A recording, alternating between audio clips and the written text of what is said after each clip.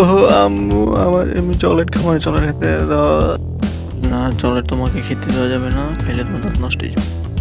কেউ কি বাসায় আছে? ও আবার সরকার কি আসলো?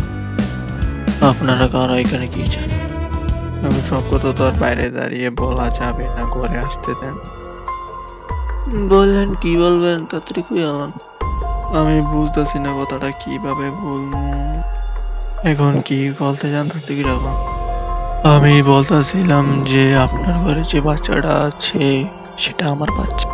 আপনি এটা কি বলছেন? আমি না আপনার বাচ্চা? আরে হরে বেডি আমারই বেচা, তুই কি মনে করছিস তোর বাচ্চা? আর আমার লগে যেটা আইছে না এটা তোর বাচ্চা, বুঝছস? তাদেরকে এটা ভালো ঠিক হয়। এ পিচ্ছি, তুমি কি ললিপপ খাও?